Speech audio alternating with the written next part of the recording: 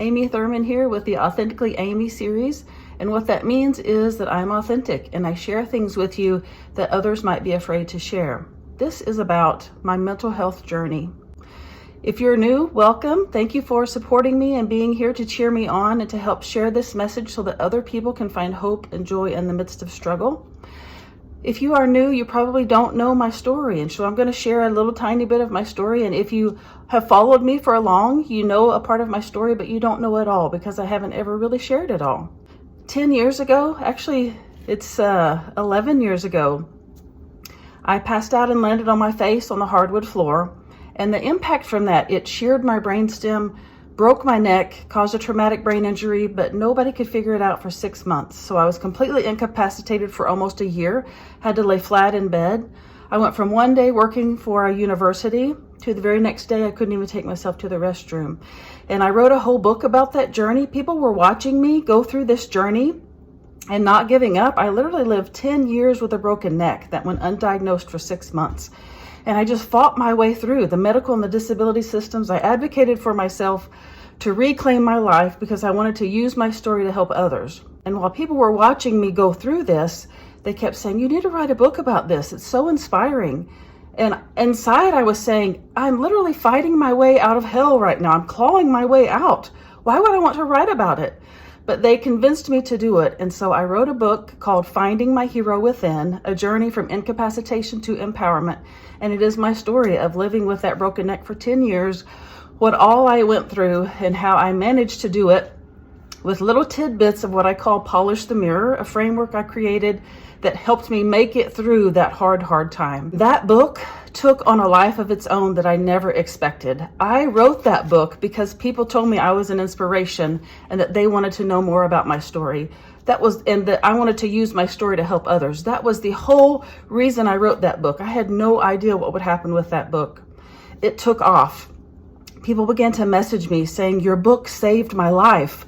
Literally, it brings me to tears to think about the words that I wrote, the horrible things that I went through, that I simply laid bare and shared with others, were saving people's lives? Seriously?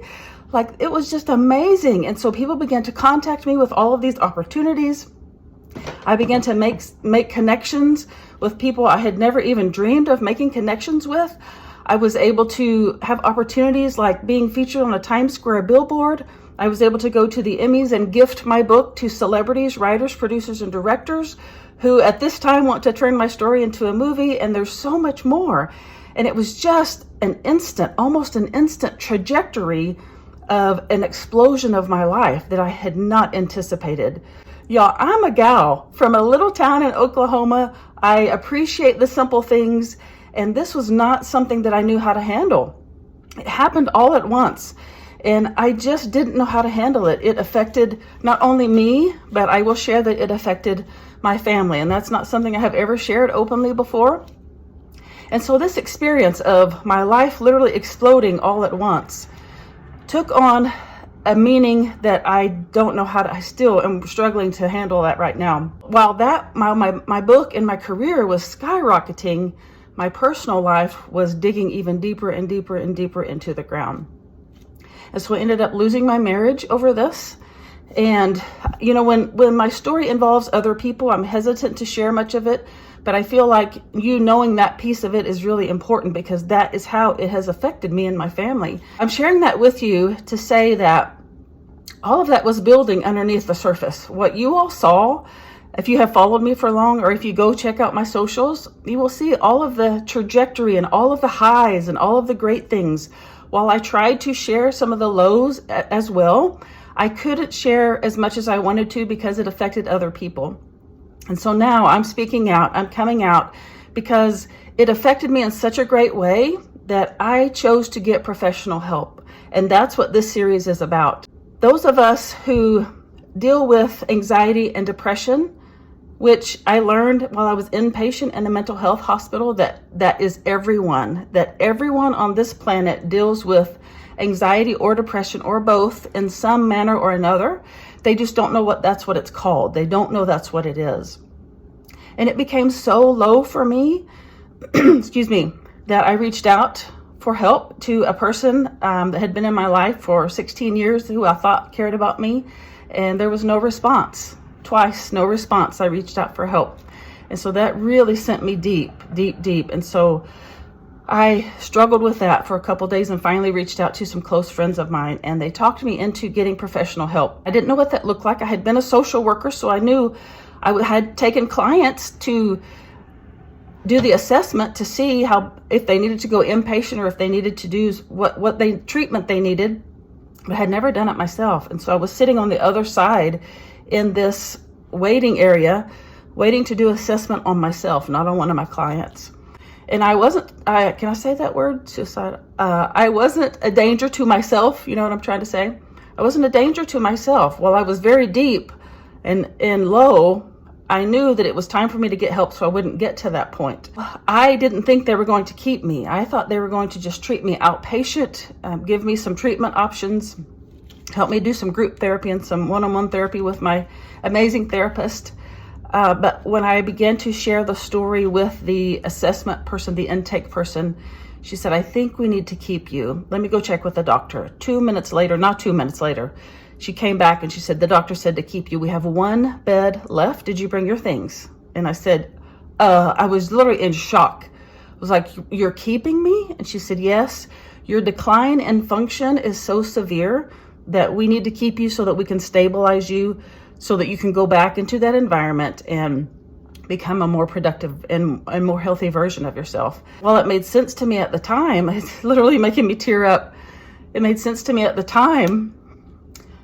It really scared me because here I was, this former social worker who had taken other people to be inpatient, and now I was going inpatient. Like, I kept saying, I'm not crazy. I kept saying to her, I'm not crazy.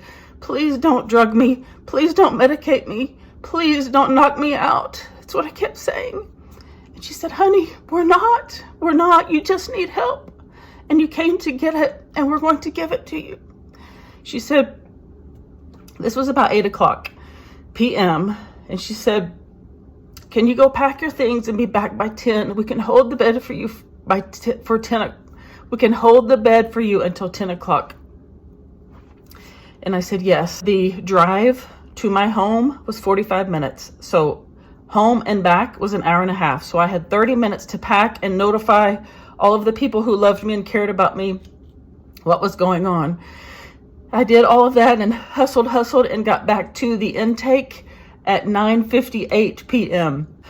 That's the beginning of my story. I don't want to keep these videos long, but that's the beginning of how it happened and what happened. And I'm sharing this to remove the stigma, to help remove the stigma of mental health, that it's okay for us to talk about it. Oh shoot, I forgot I didn't wear my waterproof mascara. Hope I don't have mascara all over my face.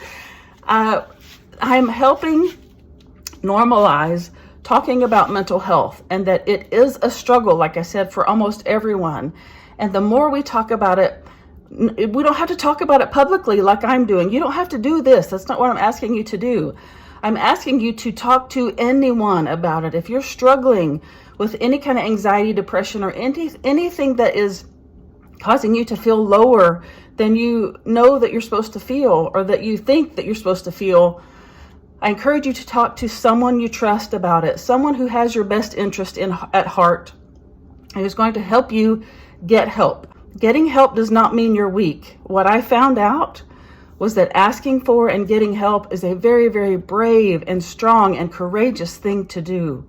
And so that's why I'm sharing this part of my story, is to help normalize this and to help people understand that it is strong, it is strength. It takes strength to ask for help, and that there is help readily available for us. We just have to know who to ask.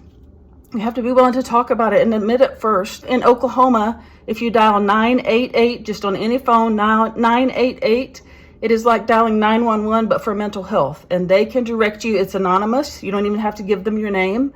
They can direct you to whoever you need to be able to get the help that you need. And so I'm going to share more of my story and more of my experience inpatient as a patient inside a mental health hospital through this series. And so this is just the very first part of it. If you would like to hear the others, then I'm using hashtag AuthenticallyAmy. I have used that hashtag for a while, but that's the hashtag that you will find on these as well. I would love for you to follow me on all of the socials. I have a TikTok that's just allocated for this. It's called Authentically Amy. If you want to see them all at once in one place. And I'm working on getting a YouTube adding them to YouTube as well. So thank you so much again for being here, for supporting me, for watching this video, for sharing it, for telling people about it, and for helping us normalize talking about mental health and helping break the stigma. All right, I love you. Until next time, bye.